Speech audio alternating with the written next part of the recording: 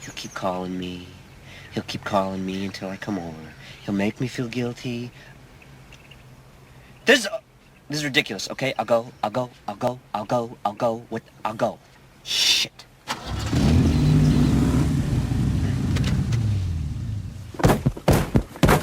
God damn it!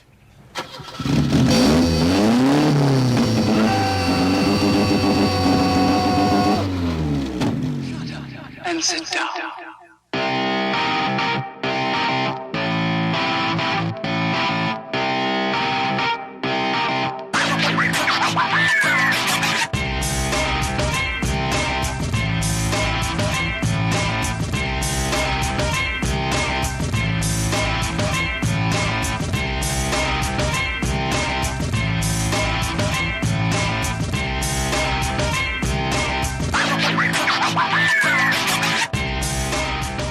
What is going on, everybody? Welcome back to this week's episode, Zach and Jay's Ticket Stubs Podcast. I am one of your hosts. I am Jason. Along with me, a co-host, Zach. How you doing? Doing good, man. It's been a long week. It's been a long week. I'm ready to get into movie news, all this other good stuff we got to talk about. Fuck yeah. Yeah, there's a lot of stuff. There's a lot of news this week, but before we get into the news, the nitty gritty, we're going to talk about what we've been up to this week, what we've been watching, what we've been checking out. Zach, what you been checking out, man? As always, of course, boop, boop, boop, whatever we got to do. Zach's TV Corner. One day I will actually put music in it. I mean, for right now, I enjoy saying boop, boop, boop, so we're good. There you go. But, so we've got The Flash, as I promised you guys last week, had 2 weeks of Flash DC TV shows to catch up on. So, The Flash, we have the Grodd episode. That episode was sick. It was awesome. I loved it. And the way they kind of brought Grodd in as, basically it was Harrison Wells was like doing like experiments on him and stuff like that. And then you had like General Eiling like being in there trying to make like super soldiers and all this stuff. And then the particle accelerator happened and it was like that like charges chemicals, whatever. So that's what gave him his like telekinetic powers, whatever. But he looks really sick. Like he's not like, he doesn't look like cheesy. Like he looks like a menacing like giant gorilla monster that will like tear you apart and he like gets inside your mind and stuff. And it's awesome. And he had like his whole lair underground and whatnot. And I don't know. It was a weird episode too because it was the one where Iris finally figured out that Barry is the Flash. Mm-hmm. And she was like. Iris made me so mad in that episode. She was such a bitch. She was mad at everybody. She was mad at her dad because he hid it from her. She was mad at Barry. And Barry's like, look, you can grow the fuck up. Like, we hid this from you for, like, particular reason. And it's like, it's not your dad's fault. It's my fault, in a way. Your dad was just wanting what's best for you and all this stuff. She's like, I'm a grown woman and all this stuff. And I was like, yeah, you're a grown woman that constantly gets kidnapped and shit. So, maybe we hid stuff from you for, like, a good reason. But I don't know. It was interesting to see like her dealing with the fact that she knows Barry's the Flash and all this stuff. Cause basically she was there and she helped Barry like fight Grodd without his little head device thing to keep Grodd out. I don't know. It was kind of anticlimactic their battle though, because it was basically he tried to do all this stuff and nothing worked on Grodd, so they just had a train run him over. Oh, there you go. And he didn't even kill him. And at the end of the episode, you see him like climbing a building and whatnot, like banging on his chest, and I was like, they can't kill him off that early. No, they can't. No, he's too good of a villain. He's gonna be. He has a lot more room to grow too. Exactly. Like he's still like very like infantile, I guess. Like he's not like speaking in like long sentences or whatnot. Like they show the progression of like he's obviously getting smarter, but he's not like full blown. I mean, they won't kick him off until he has his army. of gorillas or whatever. Yeah, and then when they get there, they haven't even got to the point where he's like thinking about that. Like right now, it's like basically they had him as like he's like a pawn of Harrison Wells, and he was like Harrison Wells was like using Grodd to like distract everybody else from like what he's trying to do right now. Yeah, which goes into the next episode where. Basically, at the end, you see Harrison Wells, because he kidnapped, what's his name? Iris's boyfriend, the other Thawne, in the present day. Kidnapped him and was like, tell him about the future and all this stuff. And he's like, you don't marry Iris, and blah, blah, blah, blah, blah. And he was like, oh, I'm so sad. I don't get Iris. but I knew it all along because obviously Barry's the best. Oh no! Now I just get to be sad, but they had that confrontation in that episode. But you basically see Harrison Wells like working on this weird science thing or whatnot, and he puts it in the accelerator to like, I don't know. They didn't exactly say like what he was trying to do with that thing in the accelerator. They just kind of did it, and then so the accelerator started, and so they had all the villains inside, and it was like if the particle accelerator goes up, they're all gonna die. So they were like, Barry's like, yo, like gotta get all these people out of here. Can't let them die, even though they're bad people. So he tries to like figure out some way to like transport them and whatnot. And the DA is like, nah, I can't do this. Like it's illegal and whatnot. It's illegal. Well, yeah, it's illegal. Well, because they were like, they didn't go through like any sort of like jury system or anything like that to like keep them imprisoned. Yeah, in, like, but this having giant fucking superpowers and big adventures, yeah, but I don't know. illegal. They don't know how to deal with this, man. Like they just learned about. Yo, like, hold on. That's illegal. You can't do that, Flash. Yeah. I fucking break the speed barrier. She didn't tell the Flash that. She told because it was his like pseudo dad or whatever. It was like, gotcha. Look, we need like a thing to transport all these bad people out of here. And she's like, nah, like this is hell of illegal. Like you can't do this. Okay. He was like, all right. And Barry was like, so we gonna do this? And he's like, no, we're not doing this. And he was like, all right. So he goes to Captain Cold and was like, Cold, we need your help. Wentworth Miller. Yep, Wentworth Miller, who I really love is Captain Cold. I think he's really, really good in this show. But he basically went to him and he was like, look, we need your help and whatnot. So they're like, oh, and then they found out that like Harrison Wells chaired like some superpower battery thing that they only introduced so they could like have a reason to like have everybody who was like in the particle accelerator, they like use this battery thing to like dampen their powers while they're like trying to transport them across town. Yeah. So anyways, it's like Captain Cold and then his sister, the Golden Glider, which she finally gets her name. Because it's like Cisco names everybody, that's like the whole thing, is Cisco names everybody. And so she knew that, and she was like, so, because like, for some reason she's like hella attracted to Cisco. I don't know, must be like Latino blood or something, I don't know. But she's like, so what are you going to name me? And he was like, alright, I'll name you the Golden Glider. She was like, alright.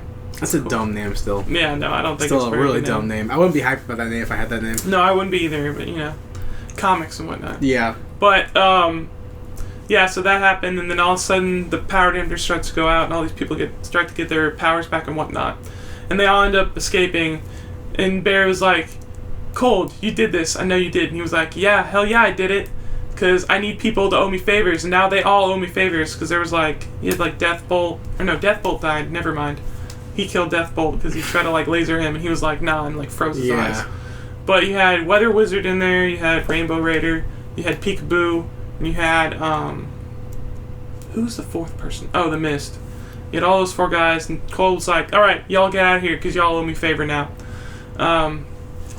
Barry was like, well, what the fuck, man? Like, I needed your help. Like, that's why I came to you. And he was like, why would you trust me? Like, I'm a thief. I'm a villain. Like, why are you trying to trust me right now? He's like, I'll see you in Legends of Tomorrow. I'll see you in Legends of Tomorrow. But, oh yeah, Heatwave wasn't in this episode either, which kind of sucked, because I like him a lot. But, yeah, he wasn't there. It was just Captain Cold and Golden Glider. But he was, basically, they were trying to set up the dynamic, because basically the whole time it's like, Barry and Captain Cold had kind of like, they weren't like hardcore enemies. Like, I don't know why, but Barry felt like he could trust, like, he didn't have significant reason to not trust like Captain Cold to like keep his word and whatnot, because in that second episode where they all came back, he was like, look, y'all need to leave town and don't come back, like, or else you want to fight. He was like, alright, I won't leave, keep me at you can take me at my word and all this. So this basically was like, no, like, you can't trust Captain Cold, like, he's obviously, like, these are villains and you should not be trusting them like as a hero. Like, that's the line you shouldn't try to cross. So yeah, it was cool to kind of see that dynamic go through them. And then so that was all for The Flash. Talk about the season finale next week. But Arrow did finish. Yeah. That was, basically, it's a two-part thing, because it's all about Nanda Parbat and all that stuff. But, basically, Ollie's doing his thing, trying to become, like, the next Rosh and all this stuff, Raish and all this stuff. And then you see everybody back home, try to deal with, trying to deal with life without Ollie again for like the third time this season. Fuck that. Yeah. Fuck that. So you've got them trying to do that, and then all of a sudden, John Barrowman comes back, and he was like, look, Ollie needs your help, and all this stuff, like, you need to come back. So they go back to Nanda Parbat, try to save him. He was like, nah, I don't need you anymore. Like, because he's trying to do some, like, it's really, really confusing, like, deep undercover, like, triple, double cross bullshit to try to keep, like, Rosh, like, on his side. So it ended up, the episode before the season finale, you have all these flashbacks to, like, the Omega virus and whatnot. So you have everybody, like, you have Black Canary. Not Black Cat's crossing over? No, Black Cat, no Black Cat. Damn, Felicia Hardy's crossing over. No. You got Black Canary, Adam, and they finally showed Katana, like, in costume, which was really sick to see. I like that a lot. It's not the same person playing in the movie, right? No, it's a different person. Okay. Okay. But yeah, you finally saw Katana in costume. She killed her husband, so that was hell sad. There you go. But you had that. You had John Barrowman, you had John Diggle, and Felicity was there for some reason. Diggle's first name was John? Yeah, John Diggle. I never knew. Yeah, John Diggle. I thought it was Diggle. I think they call him, I don't know why, they use John Diggle like a lot more this season. Like, they call him... Really? Call him John? John all the time. I don't fucking know. Okay. I've heard it more than once, but, yeah, you got all these people, and then Ollie was like, throws a vial in there that you think is the Omega virus. You're like, oh fuck, like, they're all dead. And then the next episode happens, they're like, haha, psych, like, you just passed out for a while, don't worry about it. And then you had Barry come there and save them all, get them out of there. Oh shit, that was the thing I forgot to talk about in The Flash. In the very last episode before the season finale, you had Reverse Flash fighting Arrow, Flash, and Firestorm. It was a pretty sick battle. Mm-hmm. And then, Arrow shot him with nanites or whatever, so they like captured him and whatnot. So I don't know. We'll see what happens with that in the season finale. But yeah, so all that happened. So that was pretty cool. And then to return the favor for Arrow helping him out, Flash helps save everybody that was captured in the Nanobot. They all leave, and then you see it like a big plane, and Raish is like, okay, we're gonna destroy Starling City with the Omega virus now. And Ollie's like, nah, not gonna happen. Mm-hmm. And then you have him and Nyssa like fighting all these people in this giant airplane, and Rosh was like, screw you, and like takes the only parachute and was like, haha, the virus is mine. And then they're like, okay, let's crash this plane and not destroy it because obviously we need to live. And then I don't know, there's a lot of stuff. Yeah, 2 episodes worth is a lot of stuff. No, totally. They end up fighting. He kills Raish on a bridge, which was pretty cool. Speedy actually becomes Speedy. She gets Roy's suit. Oh, cool. Because Roy like gives it to her and was like, yeah, because it totally fits. Yeah, because she tried to. She tried to totally fucking fits. Yeah, I don't know. One's a grown ass man. I mean, it looks a little different, but it's like obviously the same color, but it's like maybe he like it's like made a female one for version. her. I don't know. Because by then again, she might have like had. I mean, she had plenty of time to like modify it. I guess. I still just make your own. Make your rich. Yeah, you can just make your own. They're not really rich anymore, though. Lost the company and all that stuff. But they still have tons of money. But I mean, yeah, probably. Something. I mean, Oliver Queen is never broke. Yeah. Like, I mean, he'll be broke for like a season. He's like, I'm just kidding. I'm just kidding. I'm not broke anymore. $1 billion just in my pocket, hanging out. I'm just lying in wait. Yeah. But so she finally started helping out with all the crime stuff. He killed Raish. I don't know what the deal is with the police department. Apparently, they're on like decent terms again. And then he decides to run off into the sunset with Felicity. And I was like, that's a stupid ass ending. Yeah. Like, you're supposed to be the Arrow. Forget about Felicity. That's why I hate her. She's a stupid character. I don't like her. Felicity's the best character in the show. I don't like her. She's hot. I don't like her, though. I think she's a good character. I mean, she's annoying at times, but I mean, that's like Laurel. I think Laurel is a great character. But I think Laurel's a way better character now because they're not trying to like push her on Oliver anymore. I haven't like, seen she's her own character her now. be Canary at all, so I don't know. Yeah. But I do know the fact that I like her as Canary now. I saw an article saying that apparently season 4 is going to be lighter, like more like a lighter tone. So I have no reference point to that because I haven't seen season 3, so I don't know. I mean, this season wasn't like all that light. I don't know. So I guess they're trying to make it lighter, like tone. Yeah, which is good because I mean, like I guess because the Flash is pretty. The Flash is pretty light. There's like the darkest stuff is like Harrison Wells killing his mom and all that stuff. But like for the most part, like it's a pretty light show. Yeah, exactly. So yeah, I could definitely see how they're trying to like move that over into Arrow. I think I didn't read the article, but I think I saw today that CW is trying to pick up Constantine. That'd be cool. That'd be really cool. They keep it all in house. Yeah. Except now we have CBS Supergirl, which I haven't seen that trailer. Later. We'll talk about later. I'll talk about later. But yeah, so we've got all that other stuff to worry about. But so overall, season 3 of Arrow, final thoughts on this? It's over now. Yeah, I mean, final thoughts on season 3. I mean, it's a lot. It's a very confusing and convoluted season because they have a lot of stuff to work with. In a good or bad way. So I've known people that dropped off the show because this season. Yeah, I mean, to be honest, like the very first half, like it was very confusing. They had introducing like the Flash and Adam and all these characters. Like the very first half of the season was very confusing. There wasn't like a straightforward plot line at all to it, so I think that part's very bad. But I think it picks up in the second half of the season and starts to get more focused on the race plot line and all that stuff. And so I think the second half is very, very good. I enjoyed it a lot. I think it like tries to focus the show a lot more, which I think overall it does really well with. But I mean, yeah, the first half of that season it's pretty bad. Yeah. Like, I don't know. Overall, I think it was a decent season. I think it's the worst season that they've had so far. Mm-hmm. But I mean, out of 3 seasons, had to happen at some point. Exactly. But I mean, it wasn't overall. I could forgive it. But I mean, it's the weakest of the season so far. Okay. I mean, I still enjoyed watching it. I think overall it was a decent story. Sure. They had a lot of problems connecting the dots at first, but I think they tied it up really, really nice. I was really mad that they had like him and Felicity riding off in the sunset in some other country because I think that's BS. But you've got Speedy and everybody like. Who would you have wanted him to be with? I didn't want him to be with anybody. I just wanted him to still be the Arrow. Like he's like he gave up the Arrow. Like he's done now. So you know, season 4. They're gonna break up. Like they can't be together. Well, yeah. I mean, obviously they're gonna come back for some reason. In the span of Smallville's like 10-year run, Clark and Lois didn't happen until like season 6 or some shit like that. Yeah. Clark and Lana. If they're gonna keep with the comics, eventually he's gonna end up being with Laurel again for some reason. But. Sure.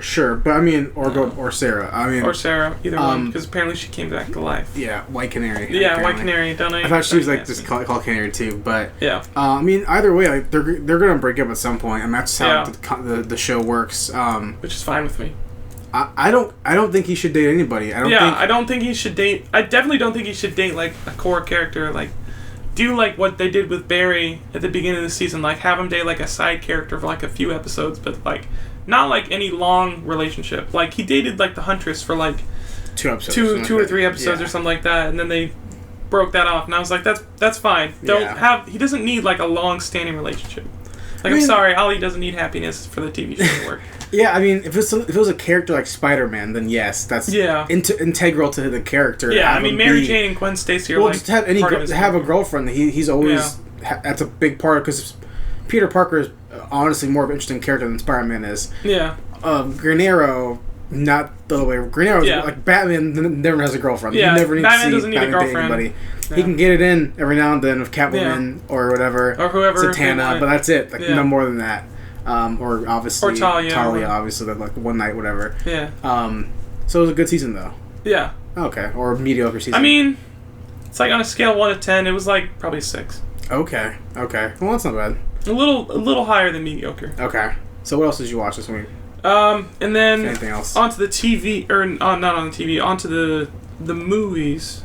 I watched a few things. Okay. I watched, as I talked to you about yesterday, I watched the Ghost in the Shell, Arise films. Those short, like hour-long films. I thought they were pretty good. Yeah, I think they're really good. I like the way that they're trying to like redesign all the characters and whatnot, and go back into like the origin of like Motoko and like how she started Ghost in the Shell and all that stuff. With her. I don't even know what her brand. What is her department or whatever called? Section her task 9, force? right? Section 9, yeah. Something like that. Her public security task force. They're cops. Yeah, they're not military. They're cops. Yeah. Yeah, but I mean, I thought it was really cool to kind of see how that all started and whatnot. It's weird because I mean, me as like a diehard Gits fan, Ghost in the Shell, whatever. Yeah. Growing up, and I loved the movie and the comic book and the manga. So it's like. And I love Standalone Complex, the show, and all this crap. And they made Motoko like the most sexualized character, which is kind of why they picked Scarlett Johansson to be here. Yeah. Scarlett Johansson can wear the tight stuff and be like really sexual and curvy, whatever. Yeah. So when they put out the Arise 01 or whatever you want to call it. Yeah. The first movie, she's like not that character. She's not that sexualized character. She's a flat-chested, like petite woman. Mm-hmm. Granted, she's a cyborg, so she can be put into a more curvy body, but they probably won't, because that's probably the idea, was to make her this more of a smaller frame, less sexualized character, which is cool. Because I think she's honestly cooler. Yeah, I think she's than the big boobed, fat butt, curvy character. I mean, I like that character a lot. It's a similar personality, but I don't know, in the original, in the show, in the Cinema Complex show, she'd use her sexy body to do a lot of like spy stuff, and it's like, that's cool. Yeah. But in the Rise stuff, since she's not like that, she's not quote unquote a sexy character. Yeah. I feel like if they're gonna make that a show, cause I heard that was like the rumors to make it a new show. Are they? They would have to like change, because she can't. I mean, she can pull off, and there's some people who are like, oh yeah, this girl's so hot. Yeah. But they have to pull it off to where not everyone's like going so crazy for this small-chested, small teenage-looking girl. Yeah. So it changes the way that stories are written.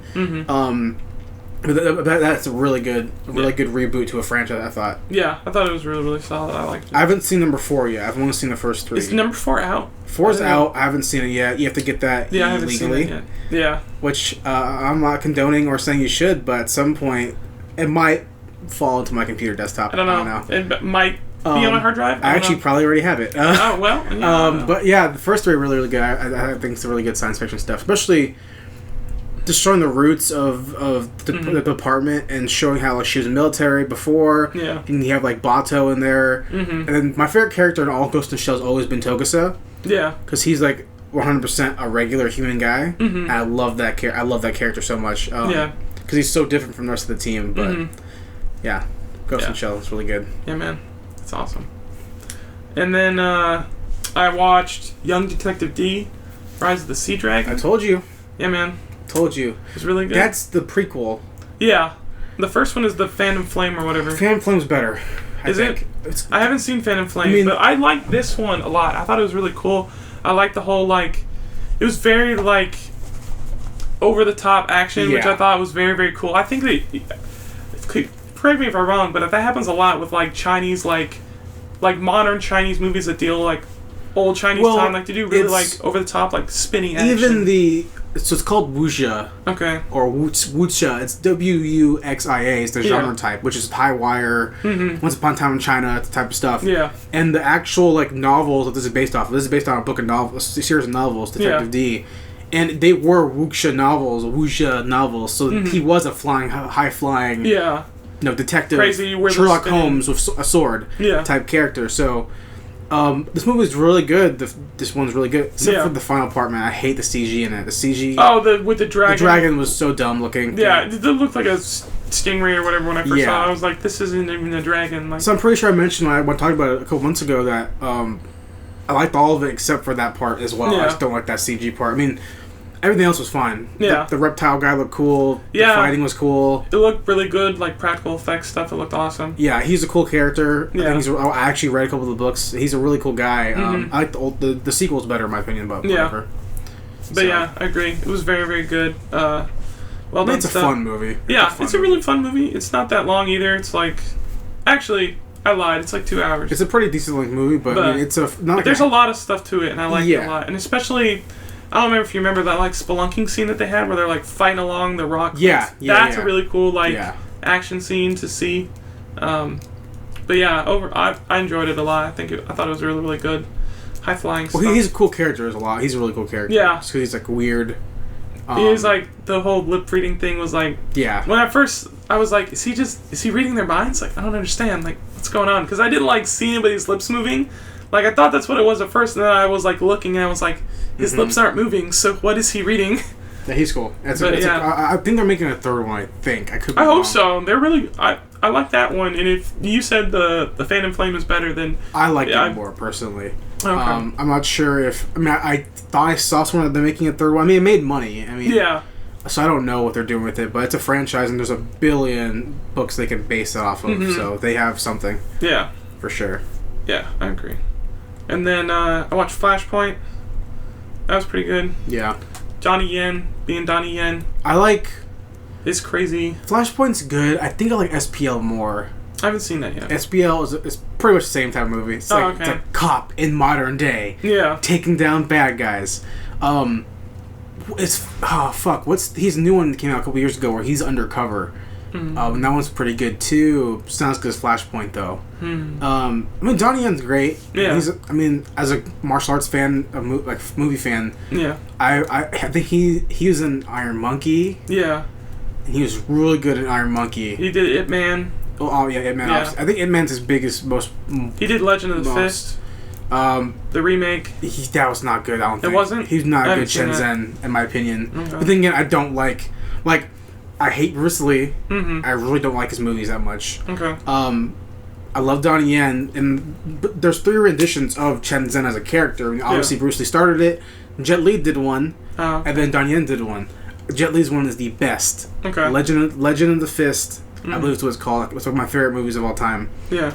It's such a better rendition of Chen Zhen because Jet Li, and Jet Li's a fucking great ass guy. Yeah. And Donnie Yen's cool too, but that movie was like more of a spy, less of a martial arts movie. I thought, and more of a okay. regular movie. So I don't know. But Flashpoint's good though. I like Flashpoint a lot. Flashpoint's good. I liked it a lot. I like the action scenes. The finale with him facing off against like the first one where he's like in the kitchen facing off against that guy and he like beats him to death. I was like, that's intense. I like it. It's good stuff. And then the very last one where he faced off against like the main bad guy. He had that like giant crumbling ish looking building where they're like just smacking each other through walls and stuff like that. Isn't correct me wrong if I'm wrong, because I can't remember if it's SPL or Flashpoint. Is Flashpoint the one where they're on the beach a lot? No. He's talking to... There was one scene where they were on the beach in Flashpoint, but they were like, that was it. He's like talking to his boss or whatever? Yeah. Because they were like, he was meeting cops are there? Yeah, he was meeting, because his partner was undercover. Yeah, that's Flashpoint. Okay, yeah, that's Flashpoint. I gotcha. Okay. But I thought the action scenes were really, really well done in it, too. Especially when he, like, goes in for, the suplexes that look like 6 foot. Yeah. The camera work on that is, like, really, really solid. I thought they did a really good job with that. Everything that Donnie Yen does, he likes to incorporate realism into everything. And even though it's heightened realism, it's still realism. Yeah. Which is unlike Jet Li or Jet Li or Jackie Chan fighting, where it's like, so it's like, I think, in my opinion, like, Donnie Yen's one of the best examples of martial arts movies in current day. The best example is the guy who does The Raid. It's Gareth Evans and Uquest, whatever his name is. Those dudes are the best, and then Tony Jaa is, like, at the bottom now. Yeah. Like, he's ass.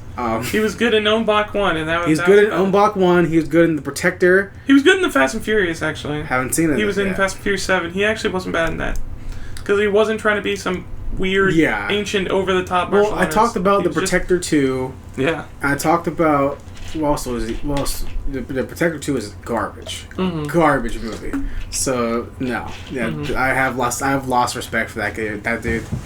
Once he makes a movie, it's good again. I'll be back on board. But right now, the guy who's at The Raid, that's the guy to look out for. Yeah, man. So. Let's see. And then I watched Maleficent. Okay. The Angelina Jolie Sleeping Beauty take. Yeah. Thought it was pretty good. Haven't seen it. It wasn't bad. I mean, it actually really wasn't bad. It wasn't like a musical or anything like that. And I liked...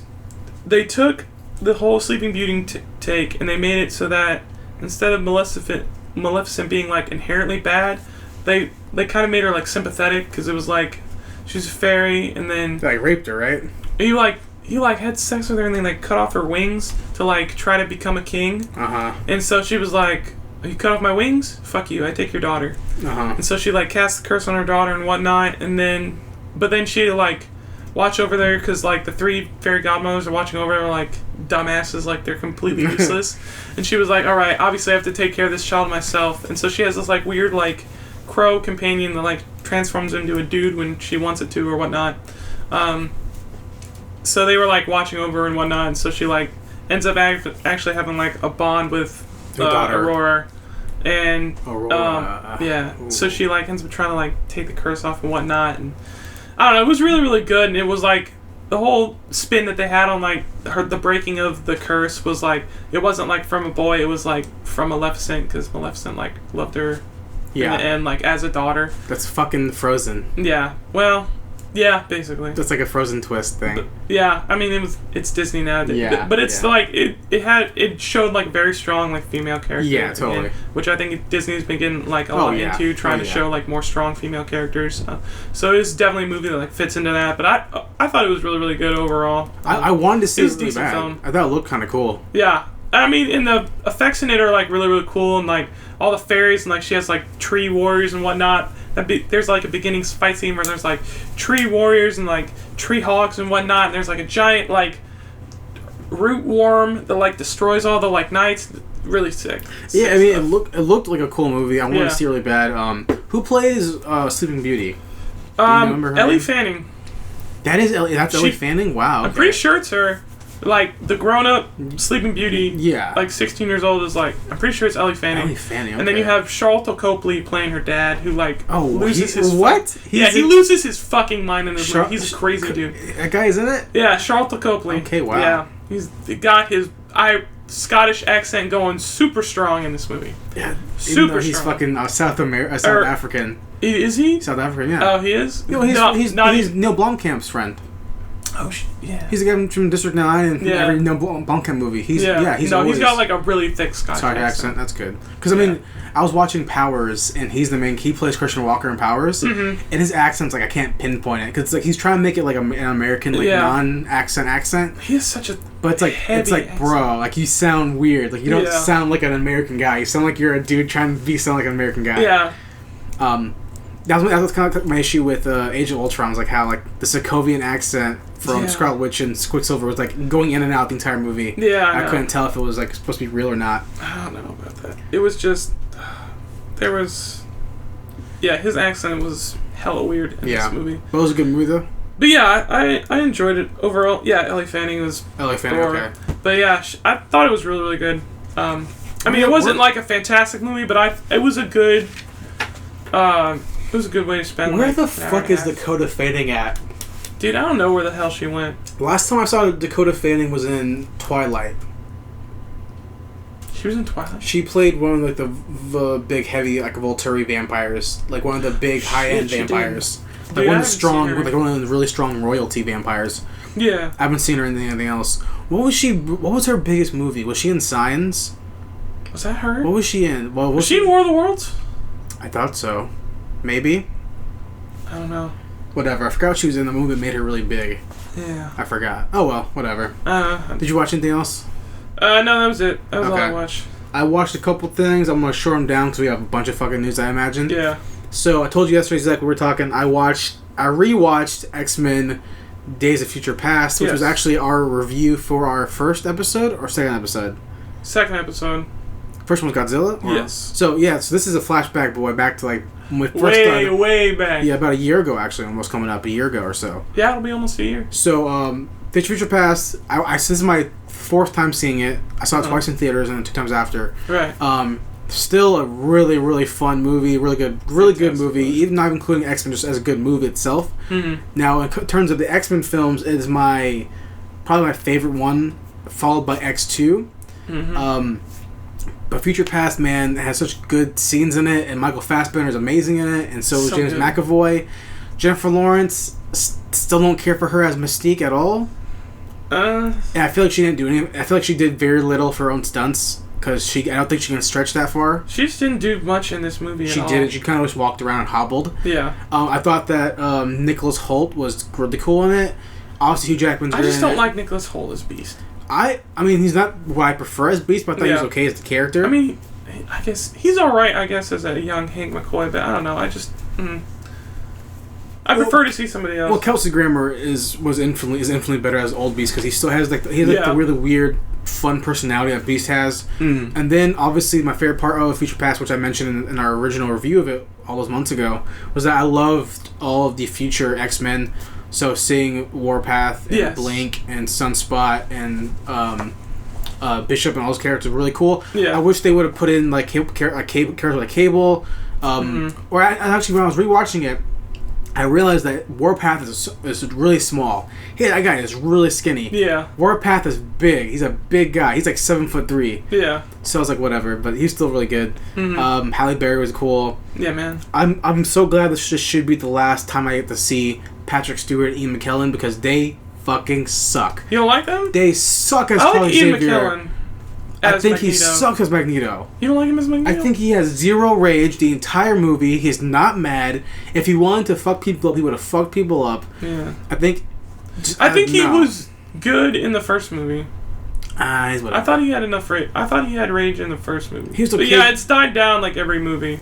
I just feel like I don't know, man. I guess at the point they pick these really big name actors, and that's fine. Yeah. And Patrick Stewart's not bad as Charlie Xavier. I don't care for him. Yeah. But now that we see pictures from Apocalypse, you see James McAvoy cutting his hair, or cutting his hair, shaving his head. Yeah. So we're gonna see him go full bald using Cerebra. That's really cool.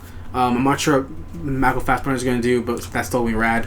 Either way, I'm excited to see Apocalypse. Future Past, still really fun movie, really good X-Men movie. Yeah. Better than Origins, 100%. Oh yeah, everything's better than Origins. And then actually, this is a TV show I watched. Okay. That I was catching up on because I haven't watched it in a while. Okay.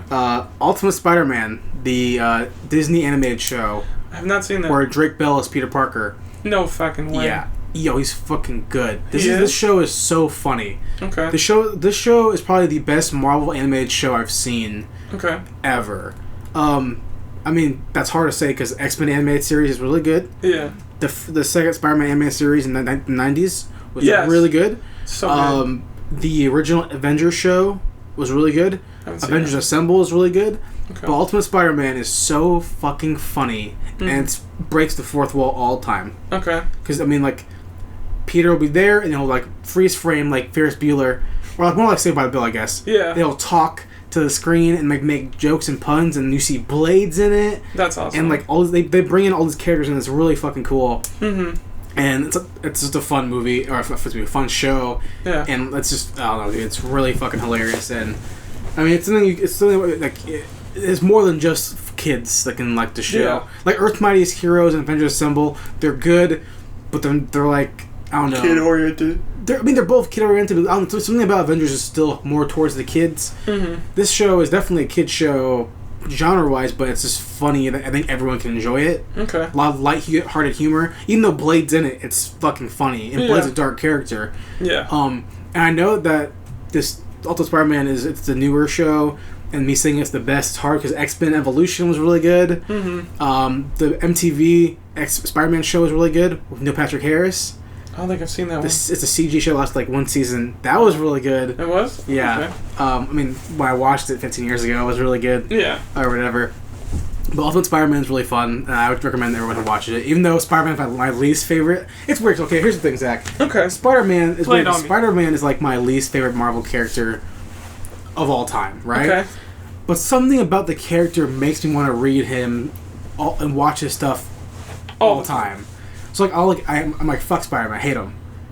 Alright, well, now I'm going to be reading these 3 Spider-Man comic books. I'm like, fuck Spider-Man, I'm still reading it. Like, But you're still reading it. I still read the books, so I don't know. Ultimate Spider-Man, though, check it out, it's really good. Okay.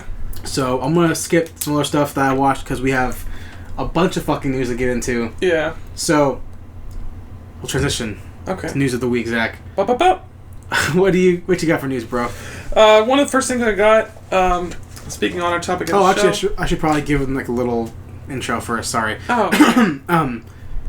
This is our news segment where we talk about the hottest news in the movie and TV world of the week. Zach, what you got? Mad Max film has a title and a story already. For the sequel. Yeah, for George Miller's like all gung-ho to make one. Apparently Tom Hardy is too. It's called Mad Max The Wasteland. Mad Max The Wasteland. I don't know, because you said that, and I've been watching some other stuff. I watched some other stuff this morning where other people were like, she's totally down to do it. And I was like, I don't know who to believe anymore. She said it was the worst set to be on. Okay. So, I would rather believe her saying it was a hard set than believe other people saying she's down for it. Because if she said it's a hard set, I don't know if I want to do that yet. Yeah. That means she's iffy about playing the character again. I totally agree with that. I mean, it's cool he had a sequel already in mind. Mm-hmm. I mean, if anything, we'll have another 2 back to back fairly quickly, like the original 3. Yeah. Or whatever, kind of not for back to back quickly, but in a somewhat close range. Yeah, I mean, it just sucked for this weekend because they had to compete with Pitch Perfect, and so what? It still made a bunch of money. It did, but I don't think it made as much money as it could have. Well, duh, but Pitch Perfect is gonna slay. Yeah. And it did slay. Yeah, it did. It made like $70 million open something or whatever the fuck. It's crazy slay. how much money it made. But. I mean, it's not Avengers money, but it's money for Anna Kendrick to go home and pat her pockets. Mm-hmm. Rebel Wilson, because she needs money. Fuck her, man. Fuck her and the other fat girl. There's more than one? And that's not mean to say that. That's not mean to say that because I'm a fat guy. There's more than one? Rebel Wilson, Melissa McCarthy. Oh, yeah, no, fuck Melissa McCarthy. They're both the same jokesters. One's Australian. They both fucking suck. I don't like Melissa McCarthy at all. Yeah, they both suck. We've talked about this numerous times. So, but yeah. Some more news. And speaking of franchises. Okay. Planet of the Apes. Oh, I saw the this. latest installment has a new title. Titled War of the Planet of the Apes. Expected to be in theaters July 14th, 2017. I am down with the title. I'm down for the title. I feel like these titles are getting more of a mouthful every single time. Yeah. Because when they announced Dawn of the Planet of the Apes, I was like, God damn. Yeah. Like, the fuck, dude? That's a lot to say. That's a lot. Like, yo, you can go see Dawn of the Planet of the Apes? Like, fuck. So I just start calling it Dawn. Dawn of the Apes. So this one's going to be called just War. And then it was Rise of the Planet of the Apes. You can go watch War. But this is good because... Rise of the Apes? Because, I mean, the last film was so good. The last one was really, really good. Did we talk about that? We did talk about that. We might have. I don't know if we did or not. We had a show about it. We might not have. I don't know. But the last one was so good. It was long. I know we saw it together. We did see it together. It was really long. Yeah. I liked it a lot. Yeah. A lot of people were turned off. It was long, but they had a lot of stuff that they fit in there. So. Oh, yeah, yeah. I mean, a lot of people were turned off by the apes on horses. Dude, that was so sick. I loved that part. That was so awesome. That was so rad. Riding up on horses with their war paint. I mean, that movie was so good. The fact that the first, 20 minutes of the movie or whatever, 10 minutes of the movie, was all just apes, wasn't it? Silence and the apes. Yeah. And you don't even know you're not even thinking that they're CG. You're just like, these characters are here. Yeah. And you see Koba and you see Caesar. And it's like, yo, it's so good. And you see, these, they're not called mocap artists, I guess, but there's a title for them. I forgot what it's called at the moment. But you have Andy Serkis and you have... Oh, what's his name? Kibble? He's Toby Kebbell, maybe? That's Koba. Koba? He was in Snatch. Not Snatch. He was in a fucking... God damn it. Guy Ritchie movie. He was in Rock and Rolla, actually, as well. Oh, Rock and Rolla? Yeah, because there's a story where, apparently, Rock and Rolla came out, and Toby Kebbell, I forget his name, it could be his name, I forget. Okay. And Tom Hardy were both in the movie. Okay. And, that guy's gonna be really good, talking about Toby Kebbell, and everyone's like, no, who's that other guy? Yeah. And, Tom Hardy blew up, so whatever. Yeah. But, so, that was really great to see them mocap those characters, and I'm so excited for this next movie to come out. 2017 is too far away. But, is it not coming out until 2017? July 14th, 2017. I mean, they're taking their time, which is great. Yeah, I really am glad that they're not doing the whole let's pump out a movie every 2 years or 3 years or 2 years or every year or something like that. Some other companies. I mean, it's great because we didn't see between Dawn and Rise was a solid 3 years, maybe 3 or 4 years, right? Yeah, it'd been a while. They took time. Yeah, and even though it was people were not. I mean, it wasn't in anyone's mind when that movie came out. It wasn't even in the air at all. And it still crushed box office wise. So it's kind of fuck, dude. People want to see quality movies. That was a quality movie. So yeah, I'm excited for that for sure. Yeah, I thought that was really, really well done. Yeah, War. Excited for it. Next thing I've got, speaking again of franchises, apparently Jack Reacher is gearing up to make a sequel with Tom Cruise and the guy who was the original director. Something or Ez something. I can't remember his name. Ez Wyke, I think is his name. Alrighty. I can't remember, but he was the director of the first Jack Reacher. They're making another sequel for it, so everybody, if you like that movie, which I did, I think I've talked about it before, it was a really, really solid movie with Tom Cruise. Yeah, I was pretty sure they said that they weren't going to do one. I don't know why they weren't going to, but I don't know. I mean, I thought it did pretty well. I don't know exactly the budgets of it, but yeah, I don't know how much money it actually ended up making. But I thought it was a really fun movie. Grant, I think the character is cool, and it was full of shit, but whatever. The books are ass, but that's whatever. I don't know. I haven't even read them. The movie is fun. So yeah, okay. I mean, I thought it was a fun movie. Yeah, it was a Tom Cruise movie. So yeah, it was Tom Cruise. It was action oriented. Tom Cruise running in it, and then you got his classic scene of him. His arms as fast as you can pump. And then David Oyelowo was great. Yeah. And then Rosamund Pike. Was she in that too? She plays the girl, the lawyer. Oh wow. Yeah, fucking Gone Girl. Yeah, Gone Girl. Yeah. Wow. I'm excited for that. That's cool. Did they see what it's called yet, or just Jack Reacher 2? No, it's just Jack Reacher 2 right now. Okay. They don't have anything else. But, yeah, so that's coming out. Well, speaking of movies that people want to see sequels to. Okay. But this is a show, though. Okay. David Lynch officially has returned to Twin Peaks Season 3 on Showtime. Oh, thank God. The deal was struck. Lynch will direct all 9 episodes for Showtime Revival. That's really great because when they announced that, I was super excited to see what they wanted to do because they had a movie came out to kind of like wrap everything up. Kind of wasn't that great in my opinion. The show ended with hella cliffhangers. So for it to come back for season 3, 25 years later, that was really cool. Yeah. Then they announced that he was leaving the project and then they're going to try to find something to do to try to make it happen without him. I lost all hope. He came back. Yeah. It's official. I'm down once again. So I'm down for it. Excited to see this. Yeah. Should be really good. I agree. Or be shitty. I don't know. We'll find out. I haven't finished season 2, but I watched all season 1 and I thought it was really, really good. So It's some damn good coffee, dude. It's good. Yeah, man. I love Twin Peaks, man. Yeah. Even though, this is a good idea because there's more to tell the story. But stuff like X-Files should not come back. Yeah. Even though it's coming back for, I think, a miniseries. Is it? On Fox, yeah. It's coming back. It's going to come back. Fox is they pulled an order for X-Files. Everyone's coming back. Yeah. I forgot her name, who plays Dana Scully. But David, whatever his name is. David he's coming back as Mulder. David Duchovny. There you go. He's coming back as Mulder. So that's cool. They're coming back 20 years later or whatever. Or not 20 years later. Excuse me. It's more like Is it gonna be like 15 years later. The whole... What other thing did this? Oh, the whole Star Wars thing where it's like, oh, it's 25 years. I don't know because after they had a movie that came out after the show's out. They had a movie. Yeah, the movie I remember that. Sucked. Yeah. So I mean they solved X-Files already. I don't know what they're trying to do. I don't know. Whatever. To me, the show got boring after like season 3. So, that's the thing. I agree. So what you got? Kevin Bacon wants to make another Tremors movie. Oh, fuck out of here, man. He wants to do it. He's just mad because the following got canceled. Yeah. That's basically why. He's just pissed off. Yeah. They say he wants to do CG, right? Did he? I think he said that I want to do Tremors 3 or 4. Which one? I think it'd be 4. But I wanted to have CG. I think is what he said. That's stupid. I guess it's funny. I could be wrong. I don't remember what he said, but I thought he said it shouldn't CG. be with CG because it's funnier with or practical maybe he effects. said I want to do it without CG. I don't remember what he said for sure. But there's CG somewhere in that article I saw. Yeah. Fuck Tremors, dude. Yeah, man. I got better news. Can't be ass movies. Lay it on me. Better news. Jackie Chan. I didn't see this. Owen Wilson. No, never mind. Fuck no. Returning for the third in the amazing hit franchise series. No. The sequel. Get out of here. The Shanghai Nights. Yeah. Shanghai Dawn. No. Fucking stop. No. This movie. Cut it. Burn the script. Cut it out. This movie sucks. I mean, I loved them as a kid. I thought they were so funny as a kid. I mean, I think Jackie Chan was really funny, but it's Jackie Chan. The same thing with Rush Hour. It's just like you had a good concept, now you try to run it into the ground. Rush Hour 3 was so bad.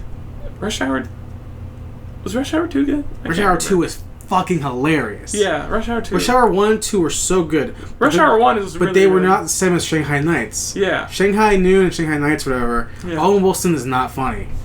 Yeah. Jackie Chan's funny in his physical comedy. Yeah. He's funny. Owen Wilson, not funny. He's trying to be a womanizer the whole time. But Rush Hour, yeah. Chris Tucker is funny. Yeah. Jackie Chan is funny. So that was a good concept. Mm-hmm. And that show's coming out too. Yeah. I don't know what they're going to do with that. They're not going to be in it, are they? No, I don't think so. Yeah, I didn't think so. Jackie Chan's too busy in China doing other Chinese movies. Yeah, he's doing his China stuff. But Shanghai Dawn, really dumb title. I get why they're calling it Dawn though, because night, noon, dawn. I get it. Oh, is it called Dawn or Noon? Yeah, Shanghai Dawn. I mean Noon. Shanghai Noon, I believe Shanghai Night. Yeah. So I get it, Dumb. but this movie's gonna make no money. It's dumb. This movie's gonna make absolutely zero money because everyone that saw the first 2 movies are like adults now. Yeah. And they thought they were funny when they were kids, and they were like, "This movie's oh no, they're making another one of that. They're all old now. I don't want to see this. Yeah. Fuck it. It'd be kind of like making. Okay, I'm gonna take it back. I was gonna say it would be kind of like making a Wild Wild West 2, but I would watch the fuck out of that. So. If they had the same 2 people in it, like Will Smith and whoever, I would watch the fuck out of that. I want the bad guy to be in it too, though. Yeah. The wheelchair but guy. they killed him. I want him to come back. I mean, I'm down for half cyborg. I mean, he's already half cyborg already. So. That movie was so good. It was so campy. And the movie is so good. Who was the girl in the movie? Was that Selma Hayek or no? It was Selma Hayek. Was it? Selma Hayek. Oh my in that movie? God. In every movie. Oh, yeah. Even in Everly, which came out this year. Oh, shit. And she's like 47 years old. She is still Did that come out? I have it. Oh, you do? Yeah. It's actually... I thought... The trailer didn't even come out. I thought it came out in like December. It's already... I have it on Blu-ray. Wow. Do you have on Blu-ray home release disc? I need to go watch that. It's still not opened. Oh, well. I haven't watched it yet. But I have it. So what you got? Next thing I got... apparently Matthew McConaughey has been in talks to be a member of the superhero universe for either DC or Marvel for some time now. I mean, I've talked about this before. I'm in love with Matthew McConaughey. I'm in love with everything he does. I think he's a really good actor. I don't know who to play in the superhero universe, and I don't even know if I want him in the superhero universe. I like him in...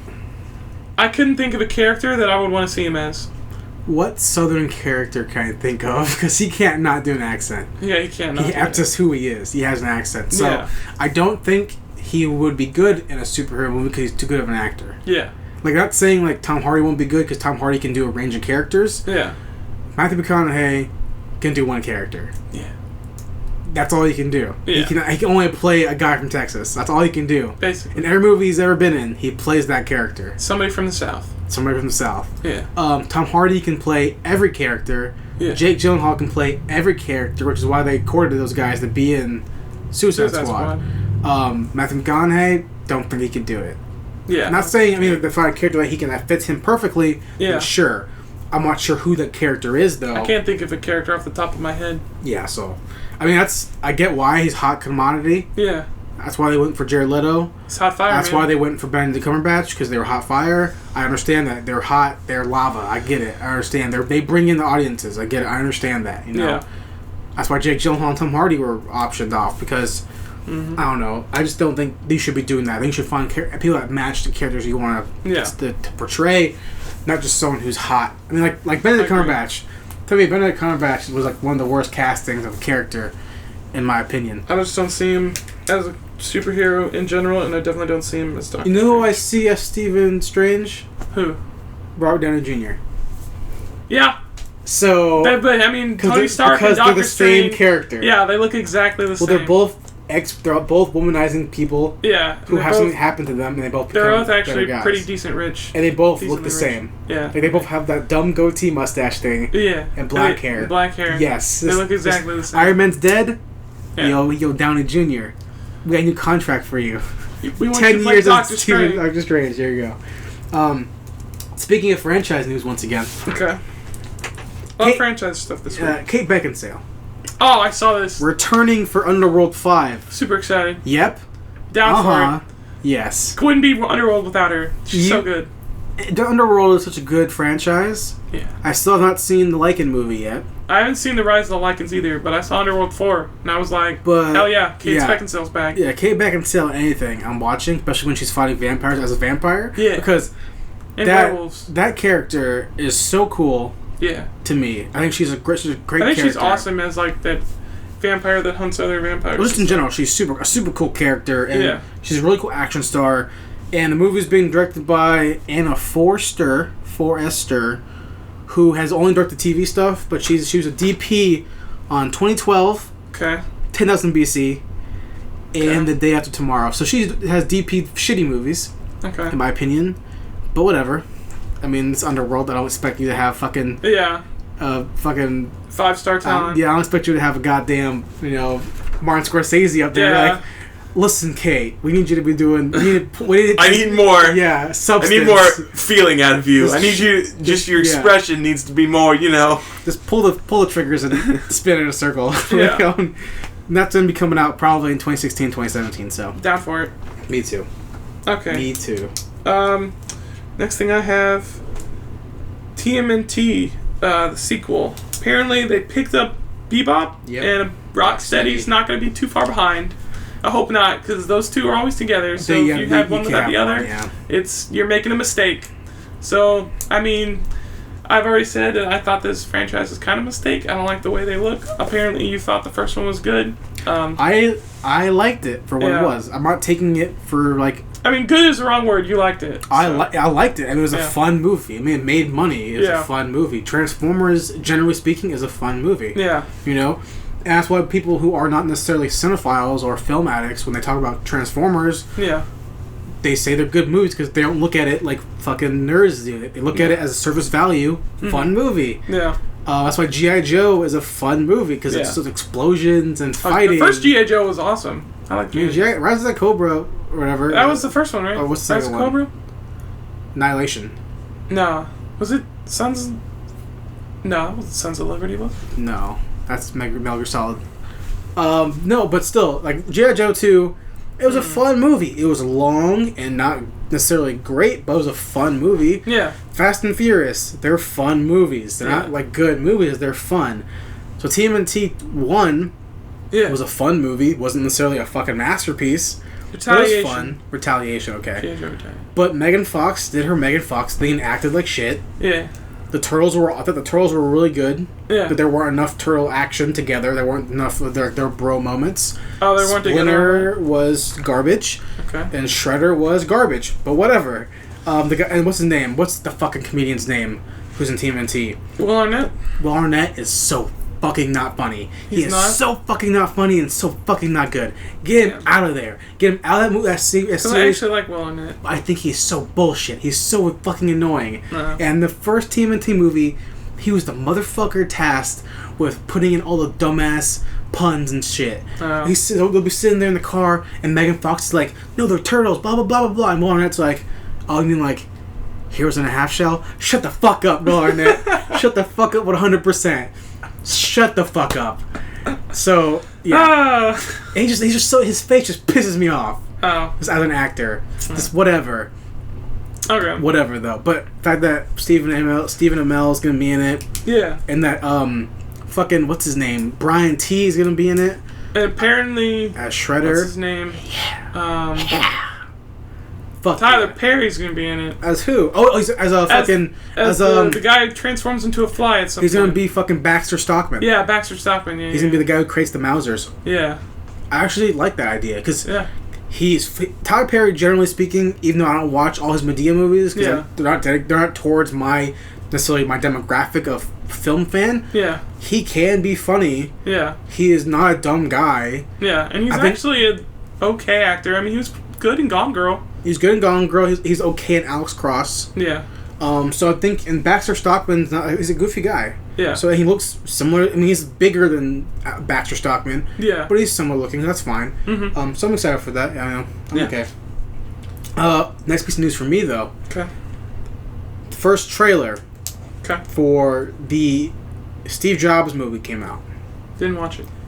It looks fucking great. Okay. Michael Fassbender looks fucking great.